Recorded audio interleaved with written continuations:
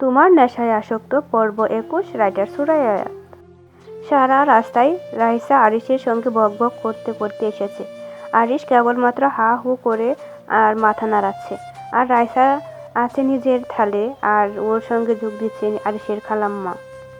রাইসা বুঝতে পারল যে আরিশ ওকে সামান্য কিছুটা হলেও ইগনোর করছে। মনে মনে ও ভেবে নিয়েছে একবার হলেও আরিশ ওকে বিয়েটা হয়ে গেলে তারপরে সবকিছু ঠিকঠাক করে নেবে। এয়ারপোর্ট থেকে আরিশের বাড়ি প্রায় ৪৫ মিনিটের ডিস্ট্যান্স। তাই ৪৫ মিনিট পর আরিশ ওদেরকে নিয়ে বাড়িতে ঢুকলো। গাড়ির হর্ন দিতে সবার মধ্যেই উৎফুল্লতা আর ব্যস্ততা, আর মাঝে উদাস হয়ে বসে আছে আরু। ওর যেন কিছুতেই ইন্টারেস্ট লাগছে না ব্যাপারটা নিয়ে। যখন থেকে শুনছে যে রাইসা নাকি আরিশকে পছন্দ করে, তখন থেকে মনের মাঝে গভীর চিন্তা চলছে যে কি করে রাইসার থেকে দূরে রাখা যায় আরিশকে। গাড়ি থেকে লাগেজপত্র বাড়ির সার্ভেন্ট বার করে নিতেই হঠাৎ রাইসার চেঁচানোর শব্দ আরিশের কানে এলো। সঙ্গে সঙ্গে রাইসা দিকে তাকাতে দেখতে পেল যে ও মাটিতে পড়ে গেছে। আরিশ তাড়াতাড়ি করে রাইসাকে তুলে ধরে। তোর আর পড়লি কিভাবে? রাইসা এমন একটা ভাব করছে যেন ও ব্যথার কথা বলতে পারছে না। পায়ে কি ব্যথা পেয়েছি? কি হলো রে মা তোর হঠাৎ? এতক্ষণ তো ঠিকই ছিলি তুই। এই তো, তুই হঠাৎ পড়ে গেলি কিভাবে? রাইসা আরিশের দিকে ইশারা করলো, যে ওর পায়ের দিকে ইশারা করলো, যা থেকে বোঝা যায় যে লম্বা হিল পরার কারণে পা মচকে গেছে। কি দরকার? আরে কখনোই এরকম হয় না, কিন্তু আজকে কিভাবে হলো জানি না।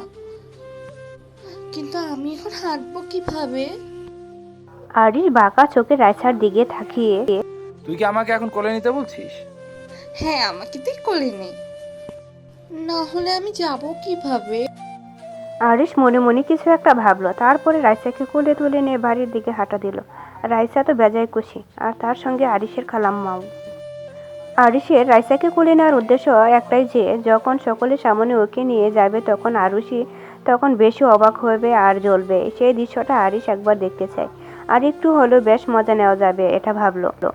আরিশ রাইসাকে কোলে তুলে নিয়ে ড্রয়িং রুমে প্রবেশ করতে সবার চোখ যেন অপ্রত্যাশিতভাবে সানাপ করা হয়ে গেল।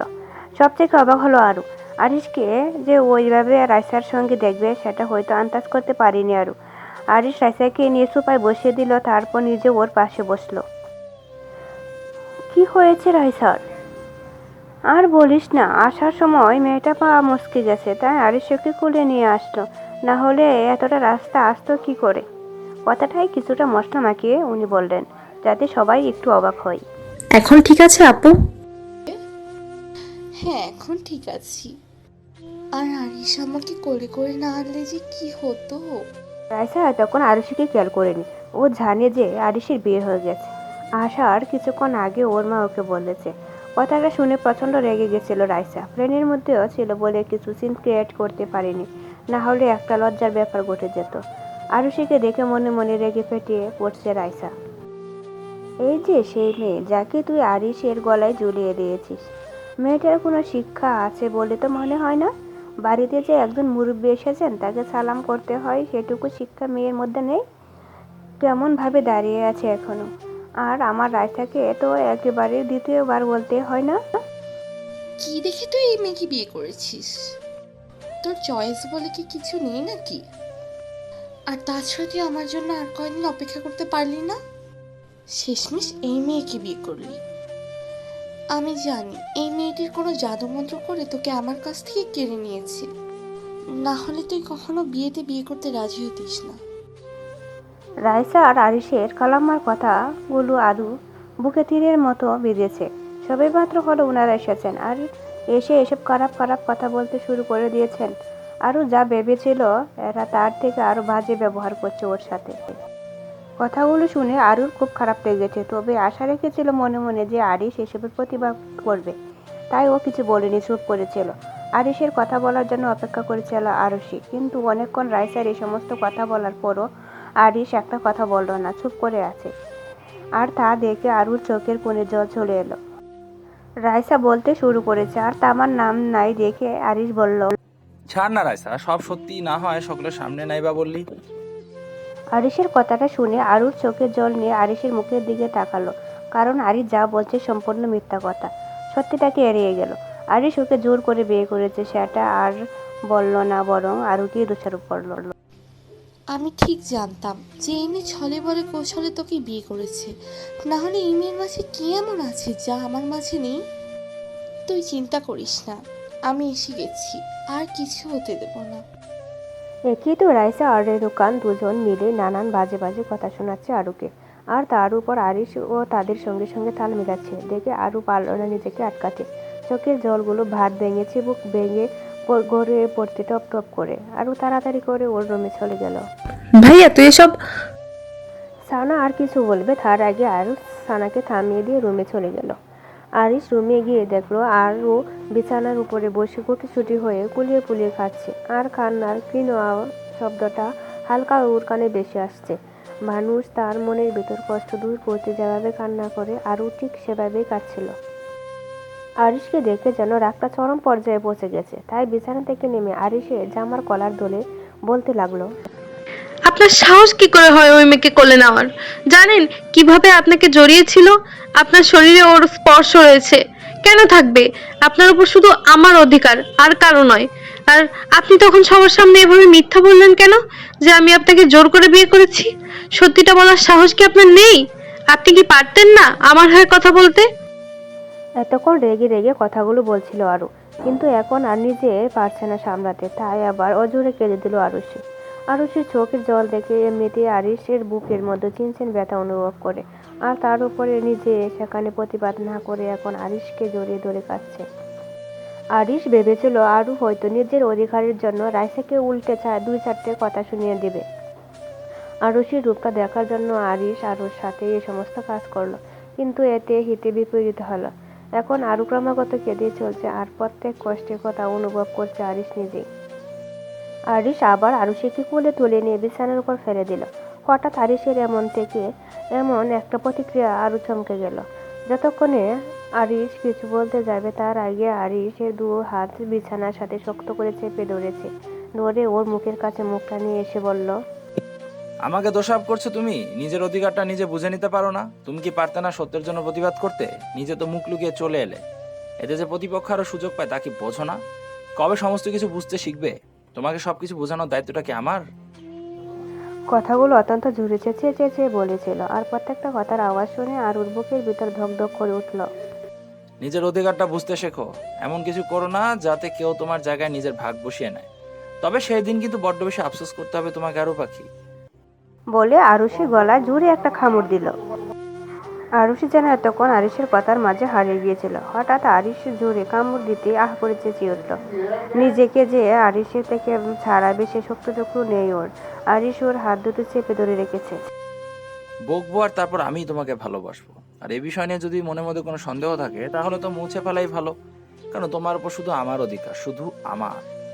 বলে কামড়ে দেওয়া জায়গায় গভীরভাবে একটা কিস করে আরুষিকে ছেড়ে উঠে গেল। আরিশের কাজকর্মে যেন আরুষি হতস্তম্ভ। একটা মানুষ কত ভাবে রূপ নিয়ে নিজেকে প্রকাশিত করে তা হয়তো আরিশকে না দেখলে বুঝতেই পারতো না আরু। অনেকে খানের সঙ্গে রান্নাঘরে কিছু টুকটাক কাজ করছে আরু, যদিও বা উনি করতে দিতে চাননি, তবু আরু নিজেই থেকে জোর করে করছে। মাঝে মাঝে হাতে হাতে কাজ করে দিতে ওর বেশ ভালো লাগে।